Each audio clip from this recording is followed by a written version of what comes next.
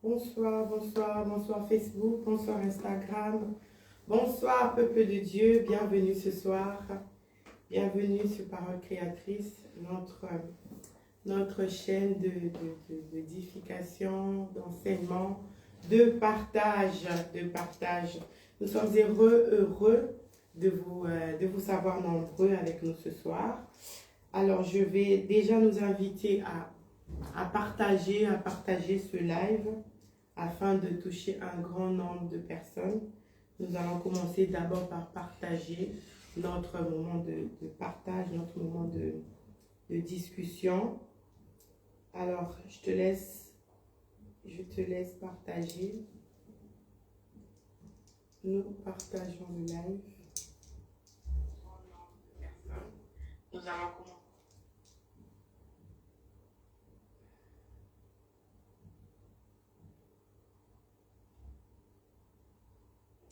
Est-ce que vous allez bien ce soir? On est un peu décalé là sur Facebook, je pense. Je crois que tu dois t'approcher vers moi. Tu trouves pas là? On va voir ce que ça donne. Bonsoir, dites-nous si vous êtes là, faites-nous signe que vous êtes bien présents, bien connectés avec nous ce soir.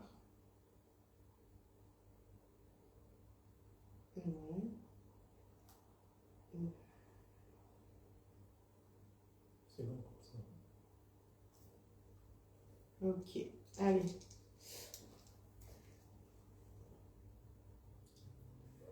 Bonsoir, bonsoir, bonsoir, bonsoir. Bonsoir, vous nous avez manqué de la même manière que nous avons manqué. Et nous sommes heureux de revenir ce soir, pour partager ces instants avec vous. Merci de nous aider à atteindre quelques personnes déjà. Merci de nous aider à atteindre quelques personnes. Je suis avec mon téléphone justement pour partager le direct. Aidez-nous à partager le direct, s'il vous plaît. Aidez-nous à partager le direct, s'il vous plaît. Déjà, merci à tous ceux qui ont relayé l'affiche, à tous ceux qui ont partagé notre affiche de ce soir. Merci beaucoup. Merci. Sans vous, c'est compliqué. Alors, je vois que c'est bon. On va commencer. Eh bien, je vais prier. Je vais prier pour recommander ce moment entre les mains de Dieu. Parce que nous sommes là, oui, pour partager la pensée que le Seigneur nous a donnée pour cette semaine. Et nous voulons l'inviter afin que ce soit lui qui parle au travers de nous et que ce soit aussi lui qui prépare nos cœurs afin de recevoir cette parole. La Bible nous dit que sa révélation nous éclaire. La parole de Dieu vient nous éclairer. Parole créatrice vient nous éclairer. Donc nous avons invité Dieu pour qu'il puisse nous éclairer, vous et nous, ce soir, au nom de Jésus. Éternel notre Dieu, je bénis encore ton nom ce soir. Je lève encore ton nom, Seigneur, au-dessus de tout. Merci, Père, parce que tu nous fais grâce de nous tenir encore ici et de parler de ta part. Seigneur, ce n'est pas parce que nous sommes meilleurs, ce n'est pas parce que nous connaissons plus, non. C'est simplement parce que tu as déposé cette pensée dans nos cœurs, que nous souhaitons, que nous voulons le transmettre à nos frères et nos sœurs qui nous suivent, Éternel. Sois au milieu de nous, Saint-Esprit. Nous te laissons champ libre, Seigneur. Nous te laissons de parler et de toucher, de convaincre, Seigneur, mon Dieu, les hommes et les femmes, les couples qui vont nous suivre ce soir, dans le nom puissant de Jésus-Christ. Seigneur, j'enlève tout ce qui n'est pas de toi, tout ce qui ne vient pas de toi soit rendu nul et sans effet. Dans le nom puissant de Jésus-Christ, nous avons prié. Amen. Amen. Amen. Oh, moi, ces derniers temps, j'étais en formation. Le formateur, il parlait. Moi, j'étais en train de dire, j'ai failli dire Amen. Tu vois, quand on est trop habitué à les Amen, à les Alléluia, détachons un petit peu, pas beaucoup, un petit peu, on se rebranche. Voilà, c'est mieux. Alors, le thème de ce soir, frère, Dans le Seigneur, mon frère en Christ. Sœur dans le Seigneur, ma sœur en Christ. Le thème de ce soir est provocateur. Le thème de ce soir. Compliqué. Et on commence que par la femme. Donc, hein, il y a un problème. Là, vraiment, je ne suis pas trop d'accord. Mais bon, voilà là.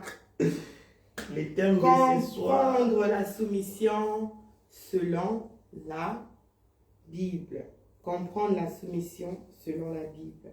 Comprendre la soumission de la femme selon la Bible. Ma précision, la soumission de la femme selon la Bible. Il est très important de le mentionner comme ça pour que nous puissions alors débattre sur les sujets. Parce que je dois te regarder vraiment parce que là, ça va être chaud. Je sens bouillonner en moi. Non mais likez. On dit envoyez des cœurs. Non mais montrez-nous que vous êtes là ce soir parce que il y a des choses qu'il faut discuter. Comprendre la soumission de la femme selon la Bible. Alors d'où nous vient ce thème? Je vais expliquer. Voilà. J'explique le commencement. Le commencement du début. Alors, le thème, c'était que je lisais la parole de Dieu et je suis tombée sur... c'était quoi encore? Éphésiens 5. Et bien, comme on partage ensemble, je lisais Éphésiens 5. Moi, j'étais venue dans le but de me défendre. Et quand je lisais, j'ai vu que la parole de Dieu disait, femmes, soyez soumises, comme... Voilà, je suis en train de paraphraser ce que j'avais compris. Comme Christ, comme l'Église est soumise à Christ. Voilà, c'était cette partie que j'ai lue. Soyez soumises à votre mari. Ok, frère, merci pour la précision. En plus, on parle de plusieurs. Donc, femmes, au pluriel, soyez soumises à vos maris, comme pour les seigneurs. Il y a plusieurs versions. C'était Éphésiens. Éphésiens chapitre 5, verset. Alors voilà. Voilà, c'était la femme. Soyez soumises à vos maris comme au Seigneur. Car le mari est le chef de la femme, comme Christ est le chef de l'Église, qui est son corps et dont il est le sauveur. Or, de même que l'Église est soumise à Christ, les femmes aussi doivent l'être à leur mari en toutes choses. Voilà, c'était ça. Et la deuxième partie, c'était la partie du mari.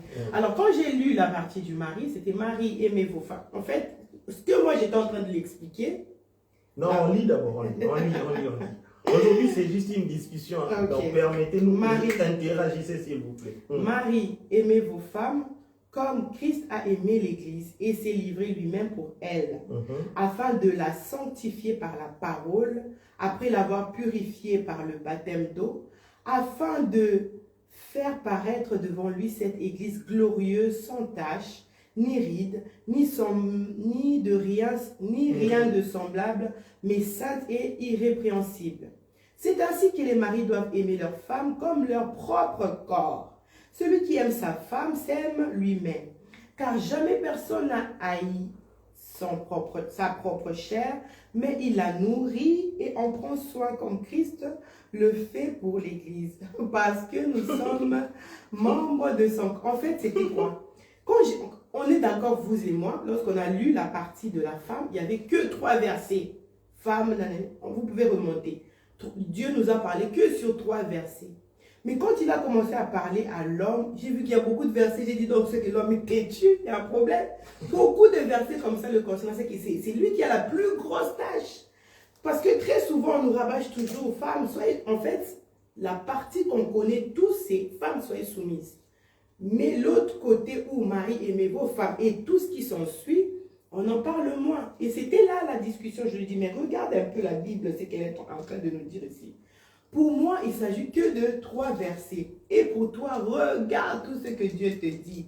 Regarde tous les versets. Je crois que c'était même 7 ans aussi, si je ne me trompe pas. Alors, ça commence vraiment à partir du verset 25 jusqu'au verset 30. Donc, ça va faire... Ça fait beaucoup de versets où on parle de l'homme, que l'homme doit prendre soin de la femme, prendre soin d'elle, la nourrir, comme Christ a fait pour l'Église. Et mon explication était que, en fait, la partie de la femme, moi, je la trouve plus facile, en fait, ces 3 versets. Et je lui disais que c'est plus facile d'être soumise, comme Christ, que d'aimer comme Christ. Parce que Christ, je trouve qu'il a... personne ne peut aimer comme Christ. Donc, les hommes, ils ont intérêt à demander l'aide de Dieu parce que c'est trop grave. Et les femmes n'ont pas intérêt. C'est trop énorme. Il faut Dieu pour vous aider. Vous avez... Voilà, non, donc c'était un peu ça. Et aujourd'hui, voilà, nous allons expliquer tout ça. Bon, alors, je pense que moi, je dirais déjà pour commencer ceci. Vous savez, nous tous, tels que nous sommes là, dès qu'on commence en fait, il n'est même pas question de pouvoir s'attaquer ou quoi que ce soit. Non, mais je n'attaque pas, j'explique les choses. Non, mais peut-être que certains pourront se dire, ok, voilà, là, non. Il n'y a pas question de se défendre en quoi que ce soit, mais de mettre les choses au clair. C'est pourquoi j'ai bien insisté. J'ai dit, ok, l'explication du thème sera selon la parole de Dieu. Parce qu'il y a trop d'enseignements qui diffèrent en rapport avec la mauvaise compréhension surtout de ces textes.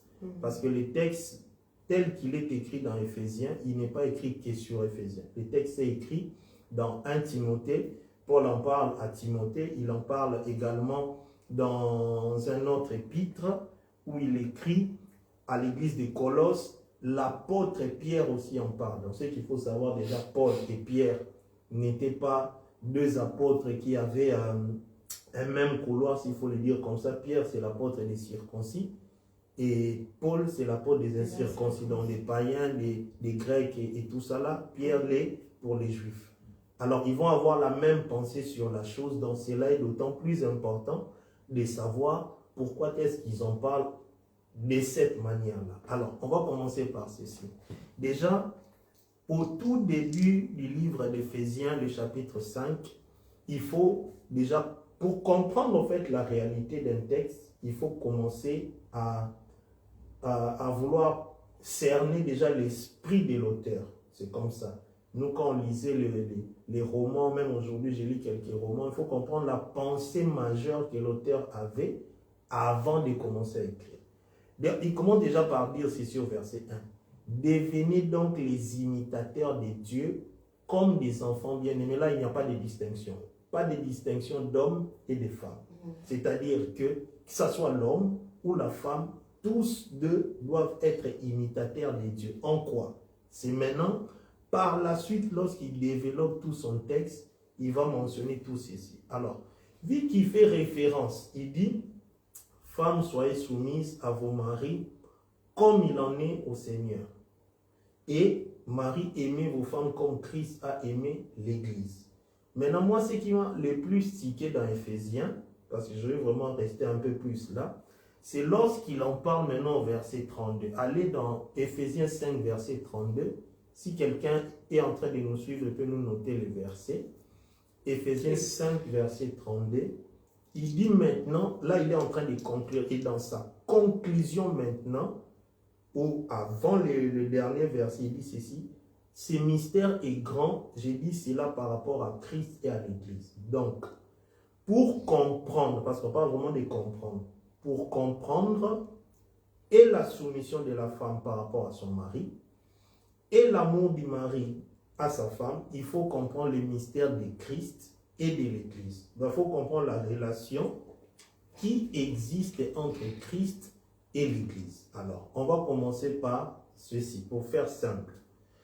Déjà, au commencement, il y a Adam, qui est le premier homme créé, on appelle le premier Adam, et Jésus a appelé le second Adam. Vous remarquerez qu'il y a beaucoup de ressemblances entre Adam, le mari de Ève, et Christ qui est l'époux de l'Église, parce que l'Église est appelée épouse.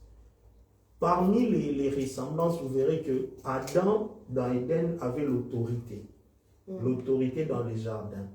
Adam avait reçu de Dieu la vision qui se manifeste par le fait, dans la première des choses, je vais dire l'autorité, parce qu'il est dit sur lui, dominer sur les poissons de la mer et tout ceci, voilà, ça, il avait déjà l'autorité. La deuxième des choses, ça c'est les paroles qui ont été dites à Adam, Ève n'est pas encore. On est bien d'accord déjà. Bon. Lorsque maintenant, la deuxième des choses, plutôt, j'étais en train de dire, c'est que de la côte de Adam, Ève est sortie, et de la même manière, lorsque Jésus à la croix est en train d'agoniser, on lui perce la côte, l'Église sort. C'est-à-dire la naissance spirituelle en fait de l'Église, c'est à ce moment-là. Deuxième ressemblance. Troisième ressemblance, nous pouvons comprendre qu'Adam avait écouté de Dieu la vision pour les jardins. Ça se manifeste par le fait que Dieu va lui dire ceci, de nommer les animaux. Dieu appelle les animaux, il les met devant Adam. Adam va nommer les animaux. Et à aucun moment, lorsque Adam a dit que celui-ci s'appellera lion, Dieu a dit le contraire. Parce que Adam avait la vision. En d'autres termes, Adam disait ce qui était dans la pensée de Dieu. C'est de cette même manière-là que Christ, lorsqu'il vient, il vient avec la vision de Dieu, il la manifeste à la croix. Ça, c'est déjà les quelque chose que je voulais commencer à nous dire. Alors, lorsque maintenant on fait l'étude comparative de comment Christ est le chef de l'Église, il est écrit que Christ est la tête de l'Église. Pourquoi tu rigoles? Je rigole parce que j'explique des choses, c'est ton regard. Christ est la tête de l'Église. Okay. Il faut déjà comprendre ceci parce que plus loin il est écrit, le mari n'est pas le chef de la famille. La Bible n'a jamais dit ça. La Bible a dit le mari est le chef de la femme. Comme Christ est le chef de l'Église. Et l'Église, en fait, vient ou est née à partir de la croix, à partir d'un sacrifice. Tu vois maintenant, la partie où on dit Marie, aimez vos femmes comme Christ a aimé l'Église, qui s'est donné, ou dans d'autres versions il est écrit qui s'est sacrifié. Donc la forme de sacrifice dont il est question n'a même rien à voir avec le fait de pouvoir se tuer pour non, que... un bon mari doit se sacrifier, frère. Mais justement, j'en arrive en fait. Okay. Je donne des exemples pour en arriver là. En fait, les sacrifices dont il est question, lorsqu'on dit qui s'est donné, maintenant nous on comprend quoi? On dit comment Christ s'est donné pour l'Église. Christ est mort à la croix pour l'Église. Donc quelqu'un va comprendre littéralement ce que le mari doit mourir aussi. Exactement. Non, pas du tout. Mais certains, en fait les débats, là où il y a les grands débats, c'est à ce niveau-là. Non, on ne veut pas que si tu meurs, oui. Si tu meurs physiquement, voilà. Tu es parti. Non, je ne veux pas que tu meurs. Tu es là, mais tu meurs d'une certaine manière. D'une certaine manière. Donc, c'est-à-dire que tu t'oublies un petit peu. C'est ça. Christ, il s'est oublié. Il s'est dépouillé, tu vois. Il s'est dépouillé pour la femme. Et aujourd'hui, de moins en moins, les maris se dépouillent pour leur femme. Et c'est ça le problème. Revenons à notre... Aujourd'hui, c'est soumis. Aujourd'hui, on parle déjà de la soumission. Demain, on parlera de l'amour. Pas demain, la semaine prochaine. La semaine prochaine. Il fallait que ça soit demain, comme ça, c'est fini. Bon, c'est pas grave. Donc, ça veut dire quoi? Christ, lorsqu'il est venu, moi je vais m'atteler déjà, on parle de la soumission. Christ, lorsqu'il est venu, c'est au travers du sacrifice de Christ que l'Église est née. Ok? Dans ça déjà, il faut qu'on le comprenne bien. Si Christ ne s'était pas sacrifié, l'Église ne serait pas née. Et lorsque l'Église est née, en réalité, Christ parti, il n'a pas encore laissé une église qui est née. Il laisse une église qui va naître. C'est lorsqu'il part, il dit, je vous enverrai notre consolateur, dans le Saint-Esprit qui vient. Et l'église, physiquement, visiblement comme ça, naît lorsque le Saint-Esprit arrive. C'est à ce moment-là que tout commence avec l'annonce de la parole de l'apôtre Pierre, les 3000 convertis, et l'église commence avec les vents de la conversion et tout cela. Alors, par la suite, ce qu'il faut comprendre, Christ qui part, il laisse en fait l'Esprit pour gérer l'Église qui est née. Tu vois un peu? Maintenant, c'est la partie où nous devons mieux comprendre les choses. C'est-à-dire que l'Église dont on parle est en réalité pour l'instant imparfaite. Et Christ a laissé le Saint-Esprit, comme je vais dire, il dit le Saint-Esprit c'est le consolateur, c'est le paraclet. Je le prends plutôt dans le sens où le Saint-Esprit est le guide de l'Église. Tu vois un peu?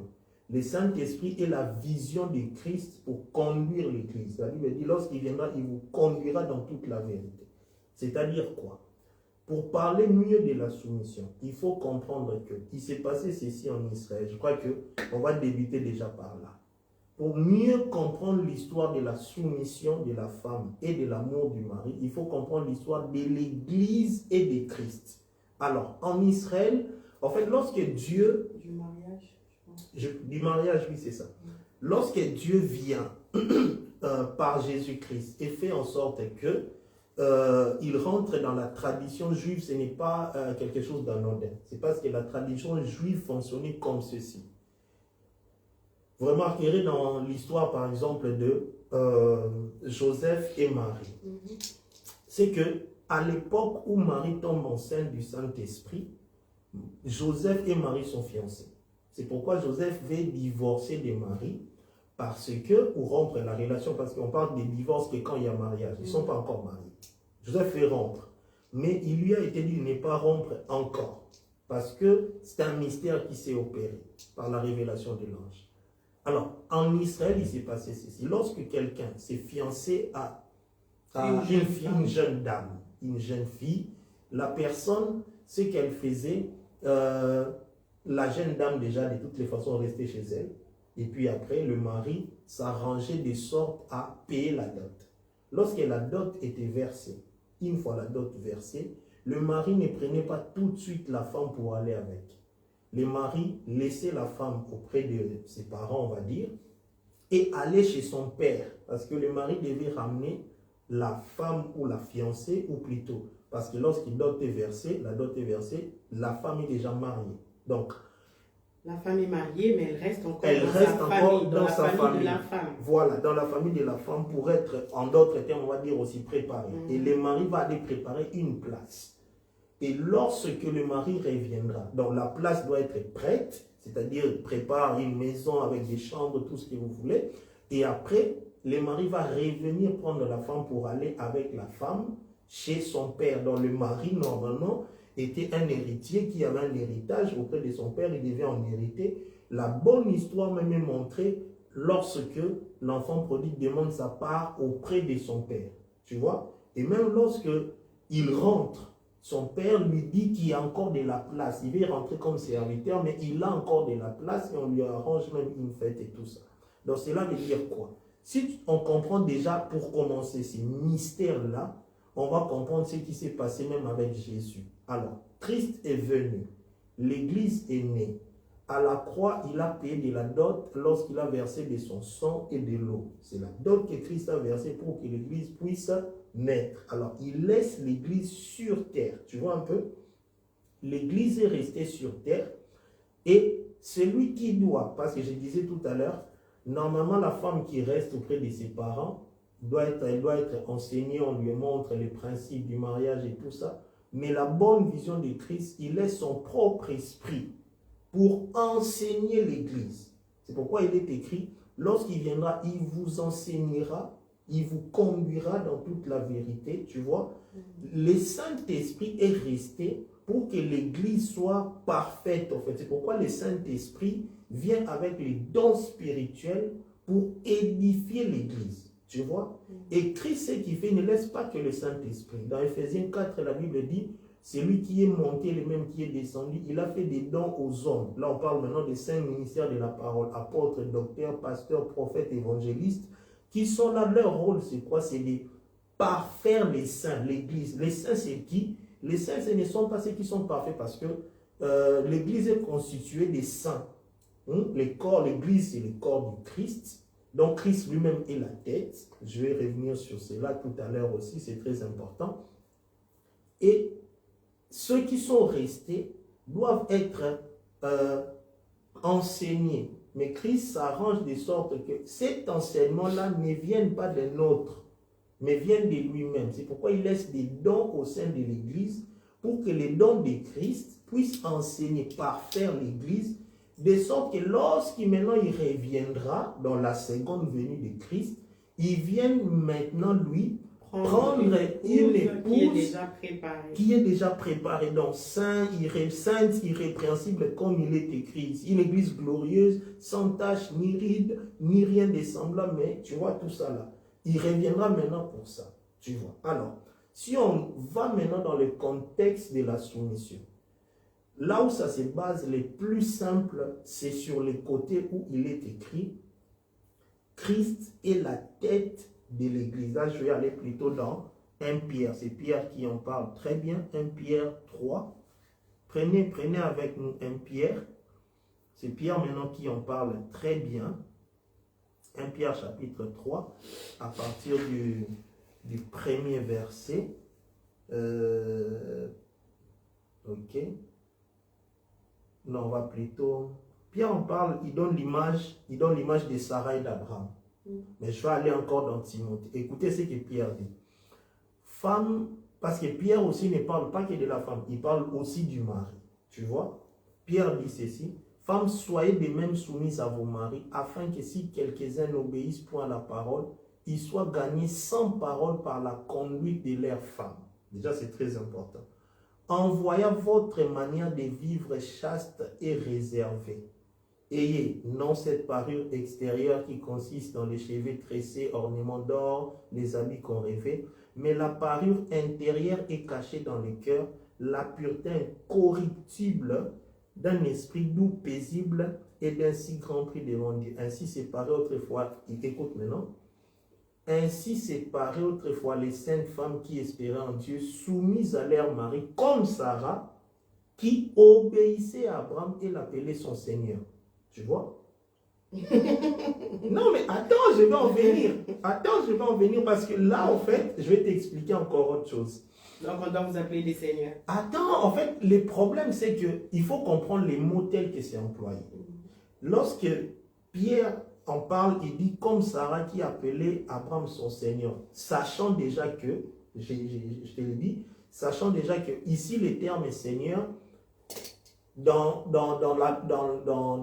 l'armée romaine, le terme Seigneur est le summum, en fait, le plus haut grade, en fait, de l'armée, si tu veux. Tu vois, quand on parle de centenier, quand on parle de centenier, c'est un chef militaire qui gère 100 soldats, tu vois. Là, quand on parle de légion, par exemple, la personne qui avait une légion de démons avait aux alentours de 6000 démons, en fait. C'est lui qui gérait une légion, tu vois, avait 6000 personnes sous sa garde, en fait. Okay. Tu vois, c'était des choses comme ça. Alors, lorsque Pierre maintenant utilise ici le terme Seigneur, il en parle sous forme d'une autorité à qui on doit obéissance, tu vois, à qui on doit... L'obéissance dans ces termes, tout comme la soumission, n'a rien à voir avec le fait de pouvoir être écrasé. Ça n'a rien à voir. C'est maintenant le mauvais concept des gens qui fait en sorte que les femmes soient à la défensive. Quand on dit maintenant obéissance, quand on parle de la soumission, la personne se sent tout de suite écrasée. Or, ça n'a rien à voir. Dans le sens où même lorsqu'il parle des seigneurs ici, il donne juste une certaine image d'une autorité. Mais il ne veut en aucun cas dire, est-ce que dans l'histoire, si tu lis vraiment très bien l'histoire de Sarah et d'Abraham, tu vois en une partie où Abraham est écrasé par Sarah, Sarah est écrasée par Abraham. Nullement, il n'y a rien, il n'existe aucun texte où Sarah se sent écrasée par Abraham. Mais papa Abraham n'écrasait pas sa maman Sarah. Oui. Mais aujourd'hui, les hommes aujourd'hui veulent écraser les mamans. Les problèmes étaient, c'est pour ça, et attends, on est en train de la mauvaise compréhension de la parole de Dieu. Exactement. Tout part de la mauvaise compréhension. Le but n'est pas d'écraser, parce qu'imagine, une personne qui t'obéit, qui t'est soumise, à qui on te demande de pouvoir la parfaire. Alors, comment pourras-tu arriver à parfaire une personne que tu écrases? Regarde dans le cadre, par exemple, même d'une entreprise. Tu vois, une personne qui, face à son supérieur, se sent tellement écrasée. Certains quittent les boulots, certains sont dans la dépression, tu vois, des choses comme ça. Pourquoi? Parce que la personne ne supporte pas ça. En fait, tout s'est fait par amour. Tu vois, tu comprends un peu. C'est-à-dire... Ben, c'est pour ça. Il y a d'autres personnes, d'autres femmes qui disent, comment je peux me soumettre à un homme qui ne m'aime pas, qui ne me montre pas de l'amour. Alors là aussi, il faut... C'est un autre débat. Non, ce n'est pas un autre débat, ça rentre dans le même débat. C'est comme si quelqu'un qui quelqu'un qui t'a injurié et toi tu fais montre d'une mauvaise éducation alors que tu as reçu une très bonne éducation en injuriant la personne. Ça n'a aucun sens. En fait, moi, ce que je comprends là-dessus, c'est que chacun de nous doit déjà connaître Dieu, que ce soit la partie de l'homme ou la femme. Et puis chacun, en fait, nous avons tous reçu une recommandation. La femme a sa recommandation, celle d'être soumise, d'obéir à son mari. Le mari aussi a sa part. C'est-à-dire que si on se mettait dans la peau de chacun fait sa part, moi je fais ma part de te respecter, de t'être soumis. Si toi tu m'aimes, gloire à Dieu. Si tu m'aimes pas aussi, c'est ton problème et tu vas rendre compte à ton Dieu qui m'avait confié entre tes mains. Et aujourd'hui, je suis devant Dieu avec rides, taches. Non mais, tu vois, j'ai beaucoup aimé maintenant la partie où tu as dit à chacun de faire selon la recommandation qui lui a été donnée. Je crois que ça, c'est la partie la plus importante à retenir. La plus importante à retenir. Parce que je ne corromps pas mon salut en fonction d'une action ou d'une réaction. Mais c'est dur. Évidemment, je n'en disconviens pas. Je n'en disconviens pas. Vraiment, aujourd'hui, essayons de rester sur la partie soumission parce qu'il est très important. Parce qu'il y aura aussi peut-être, quand on va parler de l'amour, le mari aussi va dire, ben, comment je vais aimer une femme qui ne m'est pas soumise, tu vois. En fait, là, on va tout part... Rébellote. Non, il n'y a pas de rébellote. Ah ben si. Non, on va... Non, attends. En fait, le problème, c'est lequel? Le problème, c'est que nous risquons en fait de tomber dans quelque chose qui n'est pas logique. On parle bien selon la parole de Dieu. Tu vois bien. Non, mais ça, je suis juste en train de... Je parle de la part de ceux qui nous suivent. Exactement. Ceux qui nous suivent aujourd'hui, il y a ceux qui sont chrétiens, il y a ceux qui ne le sont pas, ceux qui tiennent le langage que je suis en train de tenir là. Je suis juste leur porte-parole. Et moi, j'ai ma propre conviction par rapport à ça, ça n'a rien à voir. Mais les gens qui nous suivent aussi ont leur conviction. Donc, on doit enlever et leur montrer la vérité qui est la parole de Dieu. Exactement. Après, dans ce sens-là, tu vois, tu disais tout à l'heure par rapport à... comment je dois aimer une femme qui ne me respecte pas. Alors là, tu oublies au fait toute la pensée même qui est dite par rapport à l'homme. C'est que l'homme a pour mission, comme Christ, de parfaire l'Église. Tu vois un peu? De parfaire sa femme. C'est-à-dire que, ayant fait montre d'un certain amour, c'est alors que, parce que n'oublions pas, que ce soit une femme insoumise ou un homme qui n'aime pas, la solution ne se trouve que dans la prière auprès de Dieu. C'est ça déjà ce qu'il faut savoir. C'est-à-dire que lorsque je m'engage dans une relation, très certainement, il y a certaines choses que l'on découvre dans les temps. Certains, nous les savons. Déjà, les mariés doivent bien les savoir. Certains ont découvert des choses qui ne se sont pas fait montrer. Les comportements qui se sont relevés au fur et à mesure.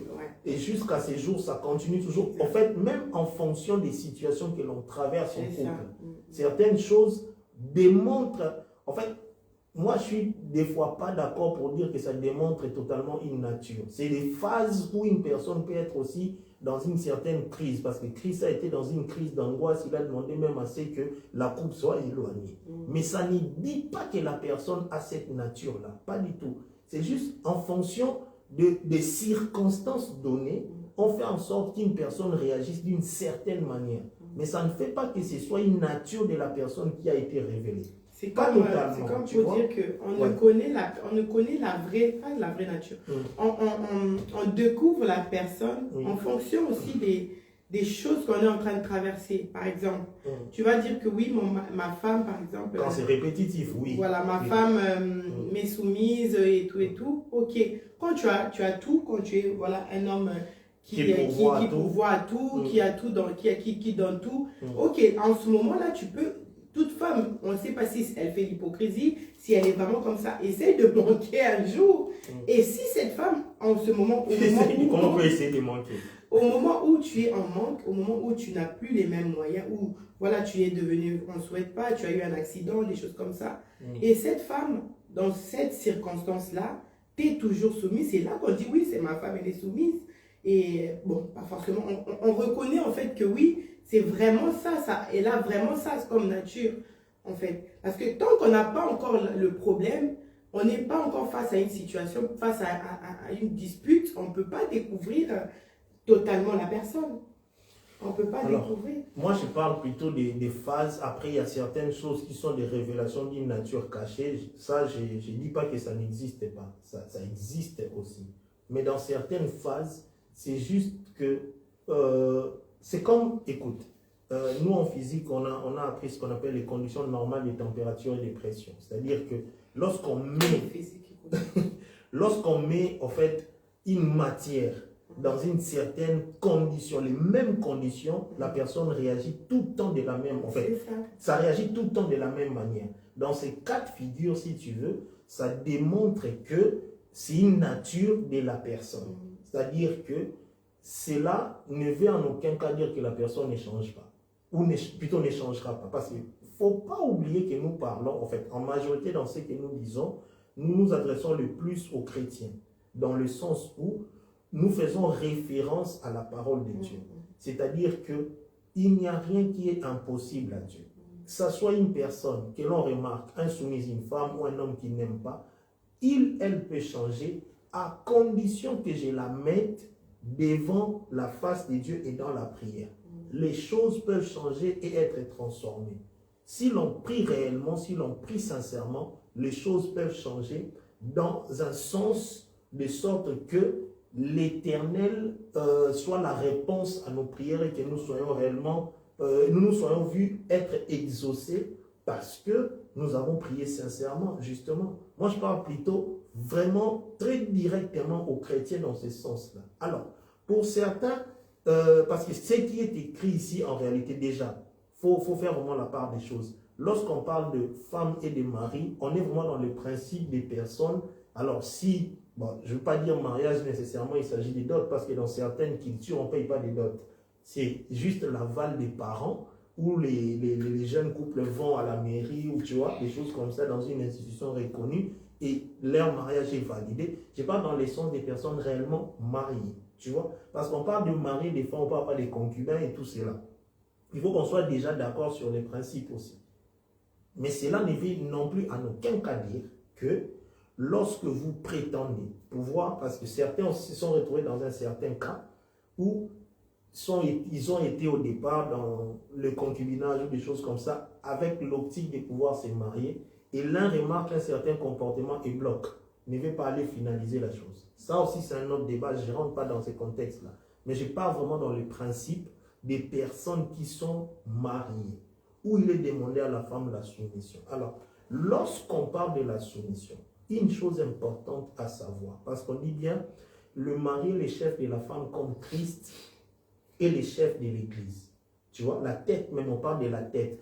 La tête, en fait, c'est une tête pensante. Là où tout vient, là où tout est coordonné. Tu vois, la tête a quoi? La tête a la vision. La tête pense. Et la tête dicte, en fait, ou donne des ordres, pour mieux dire, à tous les corps. Et tous les membres du corps exécutent l'ordre qui est donné. Parce que quand on parle de soumission, ce qui est étroitement lié à la soumission, ce sont les ordres donnés et l'obéissance aux ordres qui sont donnés. Tu vois? Alors, je ne parle non plus du contexte où tout ordre qui est mal ou mauvais, plutôt qui est bon ou mauvais, on doit obéir à cet ordre-là. S'il y a quelque chose qui nous est dit, qui nous éloigne de Christ et de la parole de Dieu, nous sommes censés pouvoir ne pas obéir à cet ordre-là. Parce qu'il faut très clairement dire les choses. Qui est à l'encontre de la parole de Dieu. Qui m'éloigne par exemple de mon salut. Tu vois, certaines choses qui me disent parce que c'est mon mari qui me l'a dit, j'obéis parce que c'est le mari. Mais si ça a un impact direct à mon salut, je dois aller en enfer à cause de ça. Tu vois, moi par exemple, je suis plusieurs hommes de Dieu, je suis plusieurs prédicateurs comme ça. Je crois avoir partagé avec toi par rapport à une situation liée au divorce, par exemple. Plusieurs auparavant prêchaient, enseignaient et mettaient même à l'écart certains qui étaient divorcés, n'ayant pas voulu comprendre certaines choses qui s'est passées au sein du couple. Aujourd'hui, on parle de violences conjugales. On voit ici, nous, en France et tout, dans les infos, les personnes sont très tuées, tout ça. Déjà, j'en parlais la dernière fois, je ne sais plus, avec un collègue ou je ne sais plus, un ami. Je lui disais, pendant le Covid, on a remarqué un mari qui sortait, qui allait au travail, la femme qui allait au travail, les personnes ne se rencontraient pas. Et bon, vivaient ensemble pendant un bon nombre d'années sans pour autant se rencontrer. En réalité, ces personnes, on peut dire, ne se connaissent Et cohabiter. cohabiter. Mais lorsqu'ils se sont maintenant rencontrés pendant le Covid, ils doivent vivre ensemble. Le confinement nous Ah, oblige. bon, voilà. Confinement obligé. Pendant le confinement, la police a intervenu dans plusieurs couples parce qu'il y a eu beaucoup de cas où des personnes sont décédées et plusieurs ont subi des violences. Aussi après. Plusieurs ont En divorcé sortant même de après. Voilà. Covid, du confinement, beaucoup de couples se sont déchirés. Voilà. Parce qu'en restant ensemble, on s'est rendu compte, mais attends, qu'est-ce qu'on faisait? C'est ça. Ouais. Maintenant, je continue la pensée. Disons, quand certains prêchaient, excluant d'autres dans les divorcés, les excluant, ne sachant pas les réalités vécues au sein du mariage, jusqu'à ce que ça commence à toucher leur propre famille, leurs propres soeurs, leurs propres frères et tout ça, c'est alors que pour plusieurs, le message a changé. Tu vois, par exemple, pour dire, ah, si ça commence à aller dans ces cas-là, attention. Tu vois un peu, c'est comme pour dire que la réalité dans ce que nous sommes en train de dire, oui, je dois être soumise.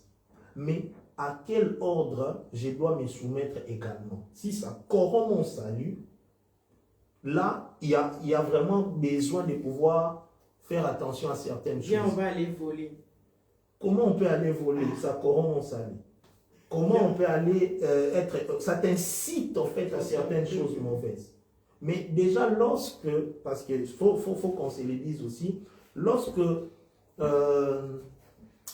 dit à la femme de se soumettre, certaines disent par exemple qu'on sait quand la femme il y a une difficulté à se soumettre. Je dirais aussi également, je ne suis pas totalement d'accord avec ça.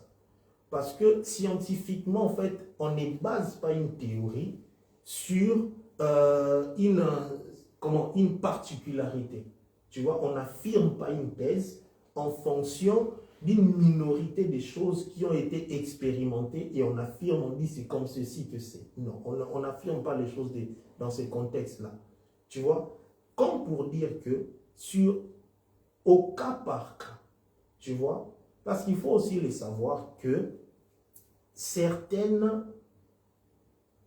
personnes, de par leur éducation, ont facilité à se soumettre. De par leur éducation. Tu vois un peu, de par le travail fait en amont dans la famille, ont facilité dans ce genre de choses. C'est ça. D'autres aussi, oui. Par rapport à leur vécu, j'ai suivi, il y a une dame là, comment ça s'appelle, Joyce Meyer, je crois, qui a dit, vu les viols qu'elle a subis, beaucoup de choses qu'elle a subies dans son enfance, donc elle s'était dit, ben moi, quand je vais me marier, mais l'homme il peut même pas marcher sur moi. Donc elle est rentrée dans le mariage avec cette optique-là, avec à la défensive. Voilà, avec cet état déjà, donc le mari n'a rien à me dire. Tu vois, c'est par rapport à son passé. Ça aussi, les blessures intérieures, toutes ces choses aussi. C'est pour ça qu'on demande aussi aux gens, aux personnes, avant de se marier, avant de s'engager, faire vraiment... curer leur âme, se débarrasser de ces vieilles choses afin d'être libéré dans le mariage. Sinon, on est bloqué. Le pauvre mari en face, si peut-être il ne connaît pas ton passé, il ne peut pas comprendre ces genres de choses. Mais bon, il subit en fait des choses qu'il n'a pas cherché, dont il n'a pas été l'auteur. D'où aussi la place à la vérité, à se dire des choses. Ce qui fait que l'autre en face, quand il constate, il voit des comportements, des choses. Bon, c'est vrai qu'il va s'énerver, mais avec modération, en t'accompagnant aussi, si tu veux, c'est là le côté de parfaire maintenant l'église, plutôt la femme, comme l'église a parfait, tu vois, comme Christ a parfait l'église. C'est ce côté-là, en fait. C'est pourquoi la préparation au mariage passe par l'étape des fiançailles, où on se doit être vrai sur beaucoup de choses. Sachant qu'on est en train de bâtir une entreprise. Et que l'échec du mariage, dans la plupart des cas, certains l'attribuent à l'homme, mais c'est un échec d'ensemble, si tu veux. Parce qu'il y a un chef et il y a une aide. Au commencement, lorsqu'on crée Ève, il est dit sur Ève, je vais lui créer une aide semblable. C'est-à-dire, en d'autres termes, la femme est participante également dans la victoire. Exactement. Donc, si on échoue à deux. Je n'échoue pas seul, tu vois un peu. Donc, il faut une très bonne compréhension déjà de la relation Christ et Église pour avoir facilité à se soumettre et à aimer. C'est-à-dire, à un moment donné, par exemple, on parlera de l'homme la semaine prochaine, lorsque l'homme doit se sacrifier, ça ne doit pas être comme une personne à qui on a pointé une arme sur la tête. Tu vois, par exemple, il le fait avec amour, parce que si je remarque par exemple des défauts, un homme qui remarque des défauts vis-à-vis de sa femme, est-ce que l'homme doit rejeter tout de suite totalement la femme? Non, pas du tout. Sachant que je suis la tête, mais mon rôle est de pouvoir parfaire. Il faut cette compréhension-là. C'est pour ça qu'on est là. Franchement, cher homme, asseyez-vous. Écoutez ce que papa Arnaud est en train de dire. C'est ça le rôle de l'homme. Tu es là dans la vie de ta femme, sachant que, ok, elle a ses défauts, elle a ses faiblesses, elle a les manquements, et cette femme aussi, chère femme, soyons malléables, écoutons. Écoutons, dosons un petit peu, et les choses vont couler. En fait, ça va le faire tout seul. Parce que ça soit, je le répète encore, qui remarque que ma femme n'est pas soumise, qui remarque que mon homme ne m'aime pas, qu'est-ce qu'il va dire ou qu'est-ce qu'il va faire? Ça sera très simple. Alors très simple, c'est-à-dire, j'ai recours à la prière, mais j'y travaille. C'est comme lorsque nous sommes, par exemple, en train de chercher un travail, nous prions, nous gênons, mais nous allons toquer dans des portes, nous déposons des CV, c'est de la même chose. C'est-à-dire, c'est un travail qui doit être fait. Mais aussi, ce qu'il faut se dire, c'est qu'à un moment donné, lorsqu'on est en train de travailler sur son mariage, sur son couple, sur toutes ces choses, il faut que cela soit fait d'une certaine manière où il y a beaucoup d'intelligence et de maturité. Sagesse, tu vois. On doit gérer des fois des cas si difficiles et compliqués parce que certains ont eu par exemple des manques de respect en public qu'il faut gérer, tu vois un peu.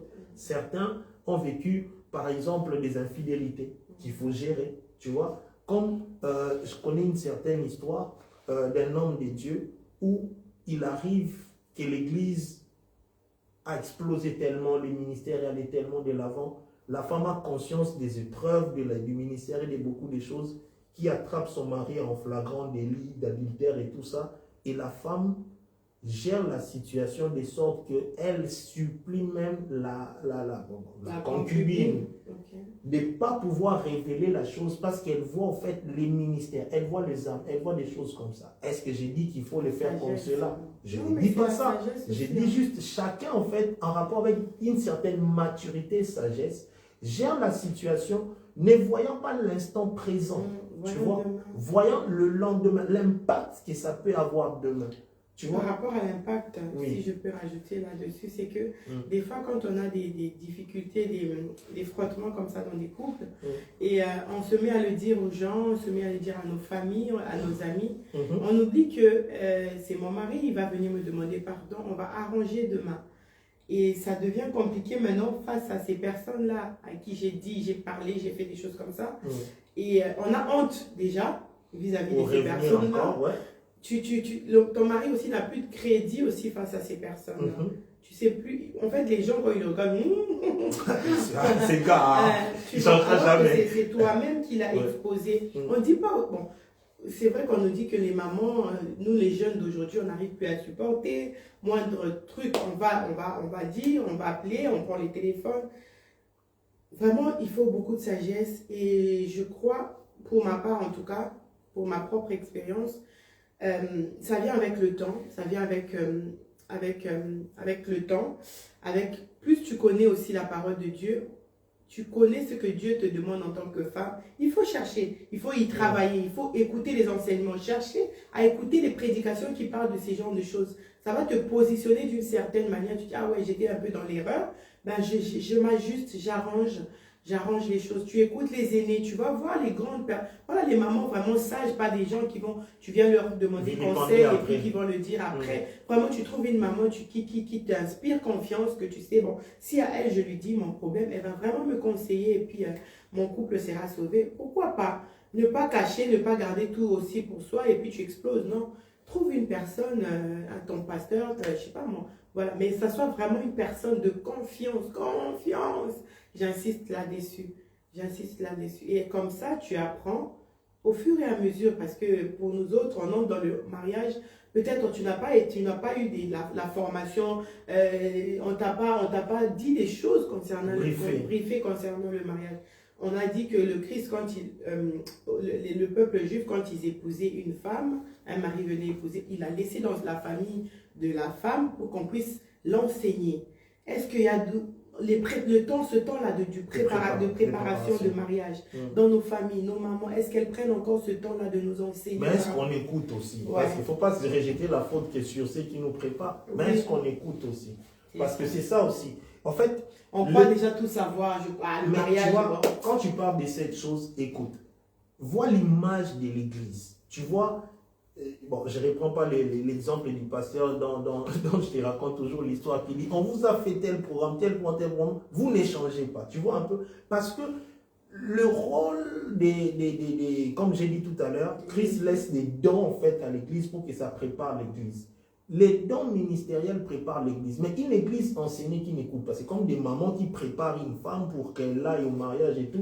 Il ne faut pas dire qu'elle n'a pas été préparée. Ouais, je connais déjà tout. Tu vois un peu? On te dit, il faut être soumise à ton mari, il faut faire attention à ceci, il faut. On te dit beaucoup de il faut, il ne faut pas, mais quand tu arrives là-bas, tu ne fais qu'à ta tête. Tu vois un peu? Et certaines attendent certaines conséquences frappées pour comprendre. Ah oui, hein. Beaucoup aussi apprennent de leurs erreurs. Oui, mais tu tombes, mais tu te relèves et puis... Les temps d'apprendre maintenant de tes erreurs. Tu perds du temps? Non seulement, mais est-ce que tu gardes toujours ces mariages-là? C'est ça aussi l'autre problème. Parce que ça dépendra maintenant du cœur de l'autre à supporter toutes ces choses dans les temps et dans l'espace. D'où la prière. D'où exactement la prière. J'ai dit au début de notre intervention aujourd'hui que ça soit la femme être soumise à son mari comme Christ et que ça soit du côté de mari d'aimer. Nous tous, nous avons besoin de l'aide du Saint-Esprit. On a besoin de Dieu. On a besoin de Dieu parce qu'il y a des choses qui peuvent arriver. Tu dis, lui là, ça va, je dois continuer d'aimer comme ça. Mais le Saint-Esprit vient, il t'enseigne. Tu peux faire quelque chose. Tu as mal agi peut-être face à ton conjoint ou ton mari, ta femme. Mais vraiment, si tu as le Saint-Esprit, il va te parler. Il va te dire vraiment ce que tu as fait là. Toi-même, ta conscience va te le reprocher. Oui, il va te le reprocher. Même si tu vas faire genre, tu vas bouder, mais tu seras là. Il y a une voix intérieure qui va te dire non, là tu as fauté. Tu vois, il est dit quoi du Saint-Esprit? Il vous convaincra du péché. Moi, tu vois, juste sur base de ces versets-là, toute personne qui fait quelque chose qui n'est pas bien, ayant reçu le Saint-Esprit, à qui le Saint-Esprit parle. Parce que tu viendras par exemple nous dire, j'ai reçu un message du Seigneur comme ceci, comme cela. Parce que ça te plaît. Mais lorsque le Saint-Esprit t'a convaincu du péché, tu veux faire montre de, voilà, moi, genre, non, mais moi, je ne crois pas à ce genre de choses. Moi, je ne crois pas à ça. Pas du tout.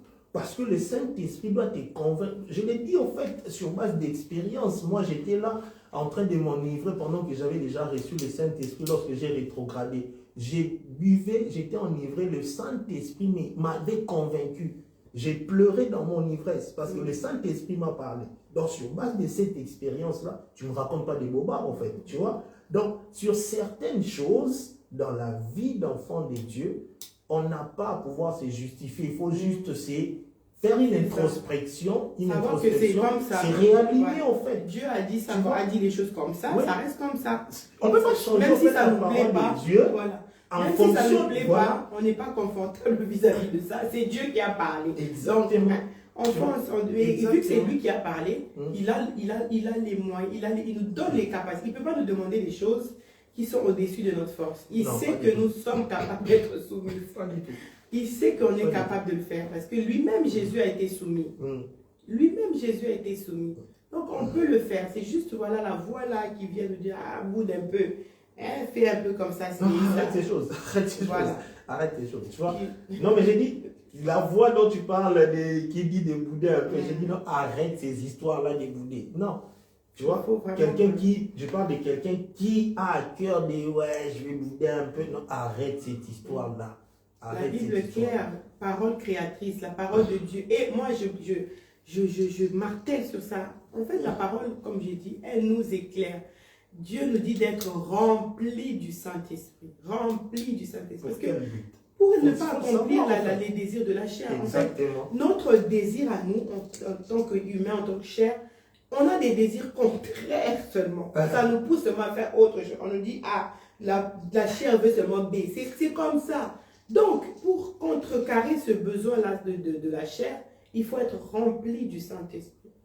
Rempli du Saint-Esprit. On se réveille le matin, Saint-Esprit, pour aujourd'hui, remplis-moi. Quand je vais me réveiller, Seigneur Dieu Tout-Puissant, remplis-moi. Quand je vais voir mon mari, remplis-moi. Il t'avait énervé la veille, Seigneur, remplis-moi, remplis-moi, remplis-moi.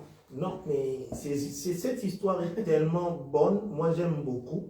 Et tu vois, par exemple, je suis des fois dans certaines réunions, et même à l'église. Lorsqu'on dit seulement femme soyez soumise, tu vois directement les gens sont. Qu'est-ce qu'il veut dire? Qu'est-ce qu'il veut dire? Là, si tu remarques des réactions pareilles, dis-toi qu'il y a encore un problème de brisement. Non, ou de compréhension de la chose oui, selon la parole de Dieu. C'est comme on a dit au début, les hommes, ils ont aussi abusé avec ce verset-là. Non, mais c'est. En fait, ils étaient dans. Et déjà, moi, je dis que tu n'as pas rappelé qu'on te soit soumis. Non. Un chef qui crie tout le temps, soit soumis, soit c'est non, mort. Un chef, au fait, voilà, quand tu es chef, tu es chef. Il voilà. donne des ordres, il n'a pas besoin. Exactement. Derrière, voilà. Quand tu es chef, tu es chef. Donc, ça, comme on a dit, le Saint-Esprit va convaincre l'autre que tu es son chef et elle te sera. Maintenant, si toi, tu es là, mais fais pas ça. La Bible dit quoi? Sois soumis. Toi aussi, la Bible dit quoi? Aime-moi. Est-ce que. voilà. Est-ce que tu aimes? Est-ce que tu aimes? Est-ce que tu te donnes?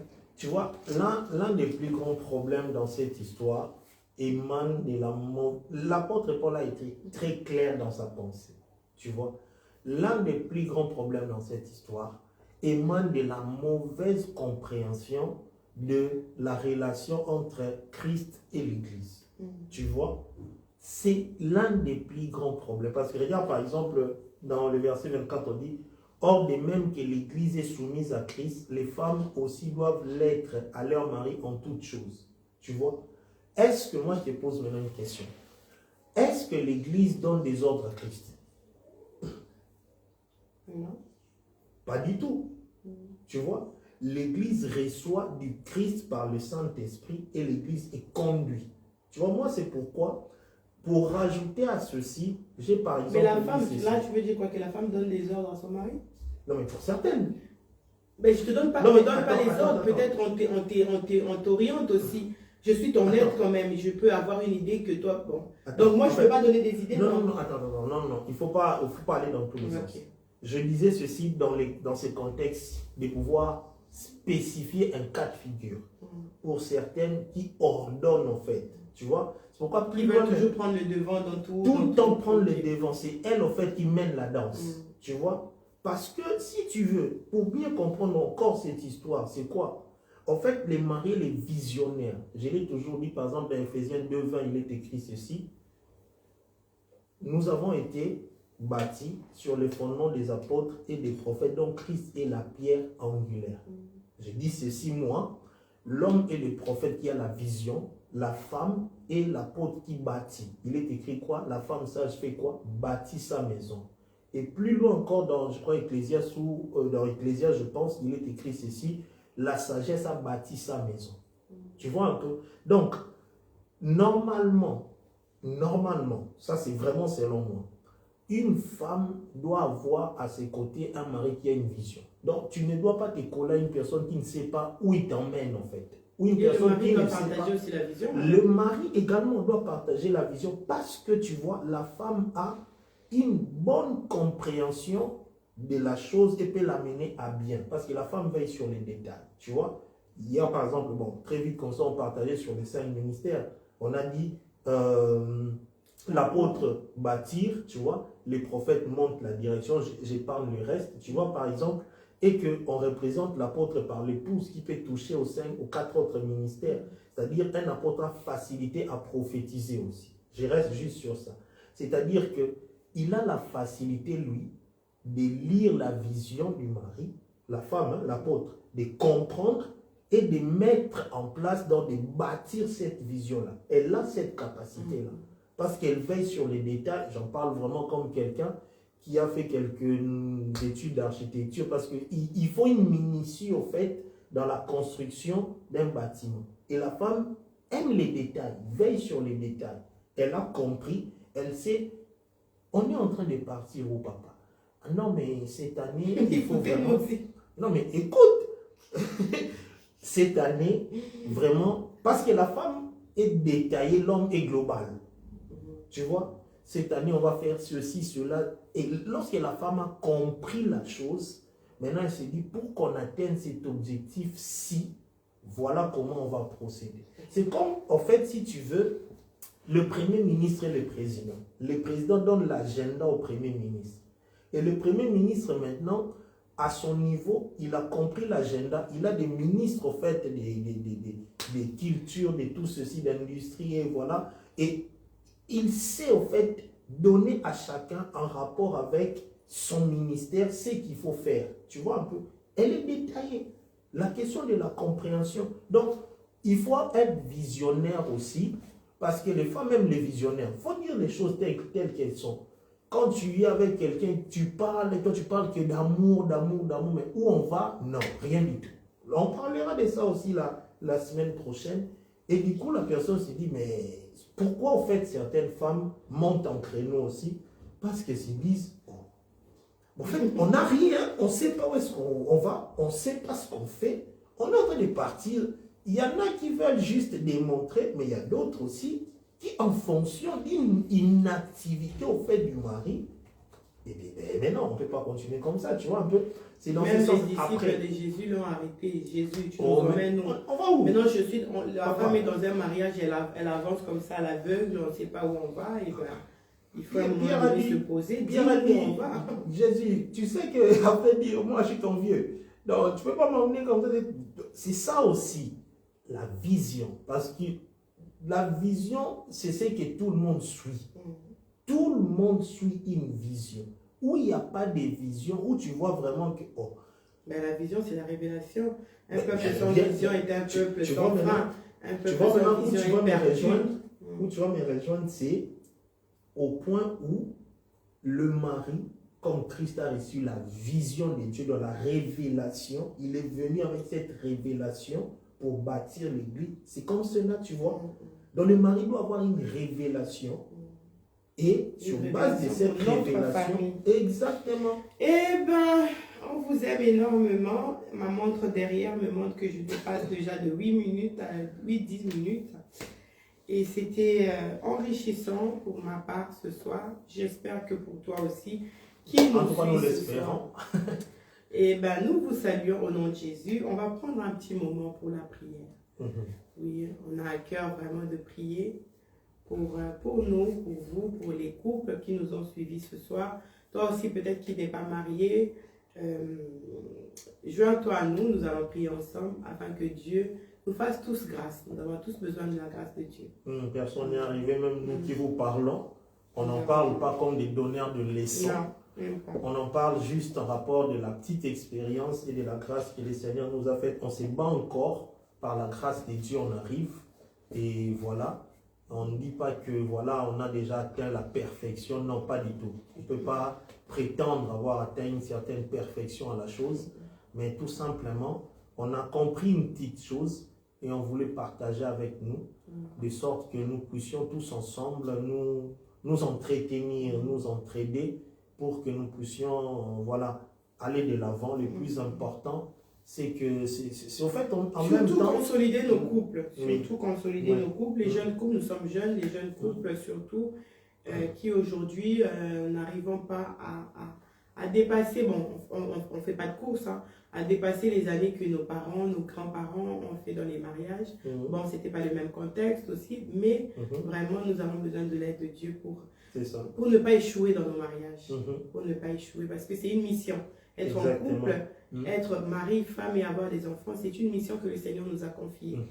Donc, lorsqu'on échoue dans cette mission, c'est pas trop bien. Donc, pas du tout. Nous sommes là simplement pour nous donner un peu des astuces. Vous aussi qui nous suivez, vous pouvez écrire un petit mot. Ça peut nous aider, nous aussi, en tant que couple. On va regarder votre mot, on va se dire, ah oui, c'est vrai, ce frère a raison, on va voir ce point-là, c'est intéressant. Et nous, on ne le faisait pas, ou voilà, il y a des choses que nous aussi, nous allons apprendre de vous, parce que nous ne connaissons qu'en partie, et voilà, on va prier pour Attends, je voulais, avant de prier, rajouter une chose.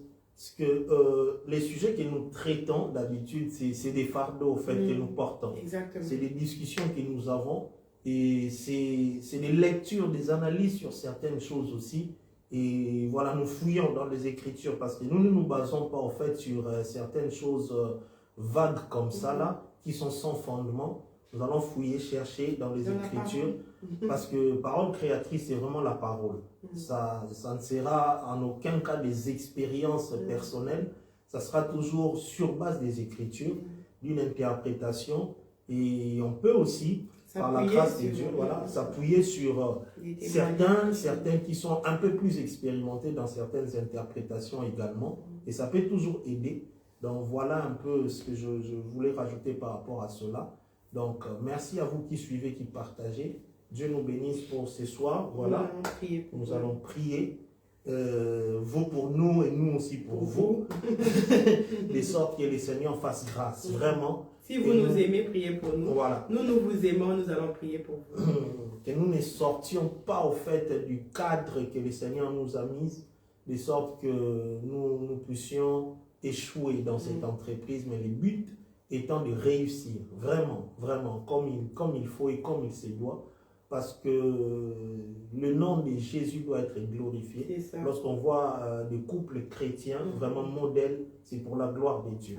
Cela est d'autant plus important dans notre conduite, dans notre manière de faire, et que le Seigneur nous aide. Que le Seigneur nous aide. Nous avons un long parcours, nous avons beaucoup de choses à faire et à atteindre avec Dieu, et il faut que nous soyons vraiment unis, que nous nous battons ensemble. Lorsqu'il y a quelque chose qui ne va pas, il ne faut pas lâcher tout de suite. Il faut s'élever dans la prière. Il faut prier l'un à côté de l'autre, de sorte qu'ensemble nous puissions réussir à nous en sortir dans cette histoire. Amen. Parce que le désir de l'ennemi, c'est de viser déjà ton couple, c'est qu'il faut savoir, parce que lorsqu'on atteint ton couple, on atteint ta famille. Et un couple qui se divise, qui se disperse, c'est toute une famille qui est atteinte. Posez la question à ceux qui ont vécu dans des familles où les parents sont divorcés, où les parents sont séparés, ils vous diront comment est-ce qu'après cela, beaucoup de choses sont ralenties. On subit en fait un certain ralentissement à cause de ce qui s'est passé par rapport à cette séparation. Donc c'est le but, c'est le désir du diable. Et la Bible dit qu'il rôde, cherchant qui dévore. Son but, c'est de détruire, de casser les couples, de casser les familles. C'est tout simplement ça. Voilà. Voir les enfants se déchirer, les enfants être perdus. Voilà, c'est ça son but. Et nous, par la grâce de Dieu, nous refusons cela. Nous allons refuser cela par la prière, en déclarant la parole de Dieu sur nous et sur vous, pour que cela, ces genres de choses n'arrivent pas dans nos couples. Amen. Et c'est le désir de notre cœur ce soir. Nous prions au nom de Jésus. Nous allons recommander les couples entre les mains du Seigneur. Nous allons recommander les maris entre les mains du Seigneur, les familles. Que le Seigneur, le Dieu des armées, tende sa main, tende sa droite, puisse visiter les couples. Ceux qui passent par des moments difficiles et compliqués, que la grâce de l'Éternel puisse localiser les vies et les couples.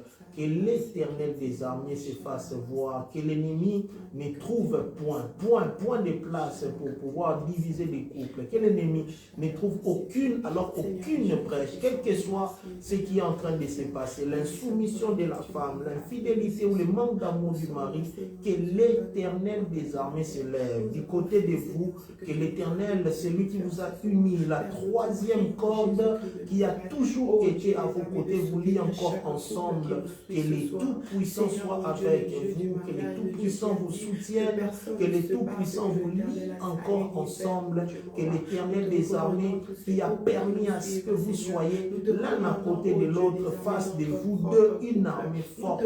Vous n'avez pas besoin d'être 10, vous n'avez pas besoin d'être 12, vous avez besoin juste d'être à deux, parce qu'à deux vous pouvez avec le Seigneur réussir, faire tomber tout ce qui s'élève contre vous, ô Éternel notre Dieu. Nous sommes en train de te prier pour nos couples, nous sommes en train de te prier pour nos mariages, nous te prions pour nos vies, nous te prions pour nos familles, nous te prions, nous demandons ta grâce, nous demandons ta miséricorde, nous demandons, Éternel, que tu te lèves de notre côté, nous demandons, Éternel notre Dieu, que tu nous soutiennes, nous demandons le soutien de Dieu dans ce que nous sommes en train de faire. Tu nous as mis ensemble, Père éternel, pour bâtir cette entreprise, Père éternel. Tu as béni des couples par des enfants, tu as donné à plusieurs couples, Père éternel, de pouvoir avoir des enfants à éduquer, à pouvoir instruire, à pouvoir encadrer, parce que ce sont des hommes et des femmes qui ont une très grande destinée. L'ennemi s'élève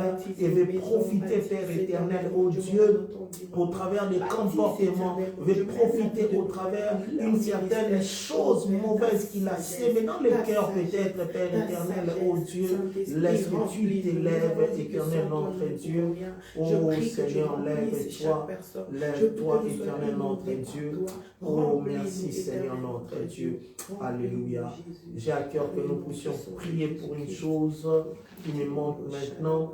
Il existe des forteresses, des pensées, les forteresses existent dans les raisonnements des choses que nous avons bâties dans notre raisonnement. Nous nous sommes dit, moi le mari, je ne serai jamais soumise à un mari. Moi, je n'aimerai pas une femme qui ne m'est pas soumise. Moi, je ne ferai pas ceci. Moi, je ne ferai pas cela. Et à cause de cela, tu ne veux pas faire d'efforts. À cause de cela, un mari ne veut pas se sacrifier. À cause de cela, une femme qui s'est bâtie une certaine chose, un certain raisonnement, qui s'est érigé une barrière, une forteresse, ne veut plus faire un certain pas pour son mari.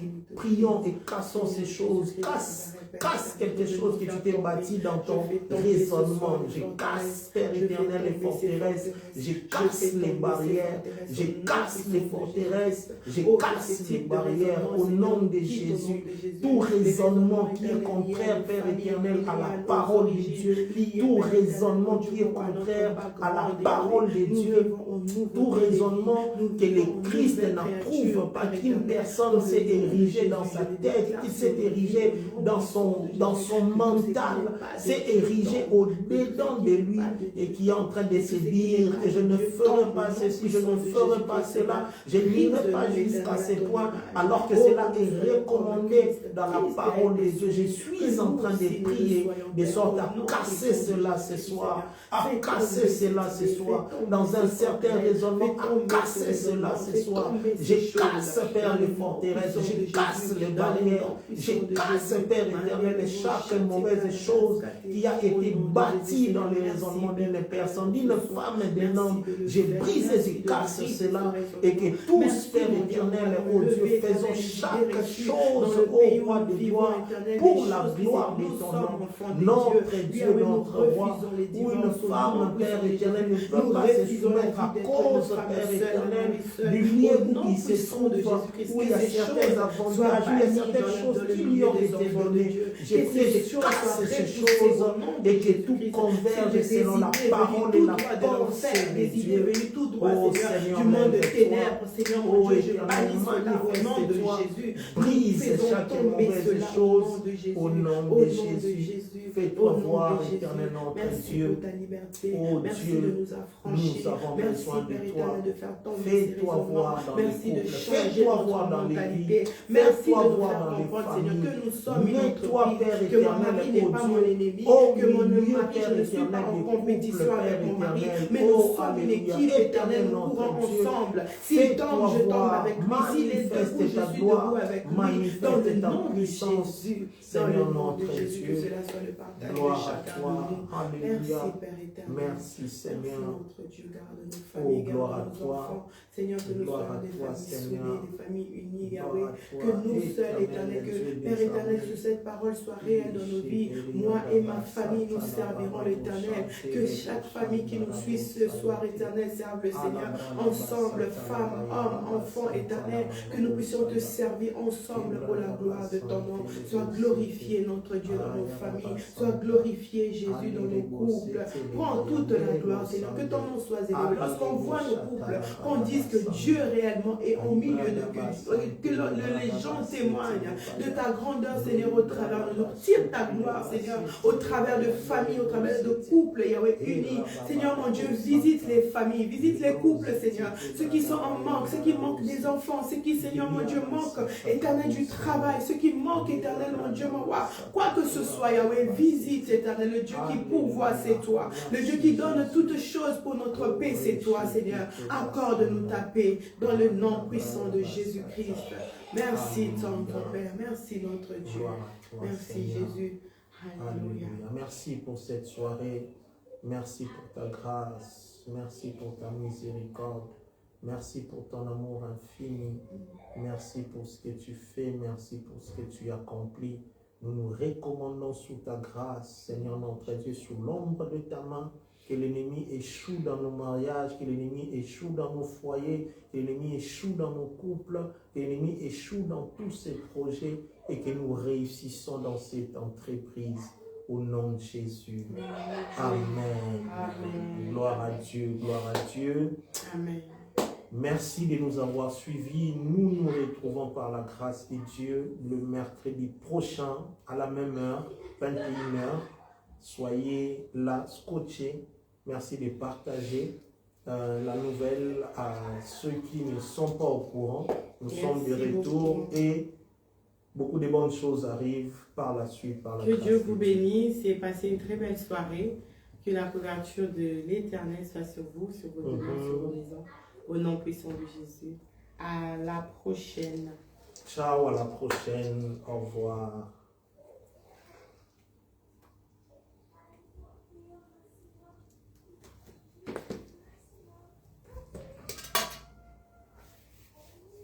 C'est bon quand ça arrête.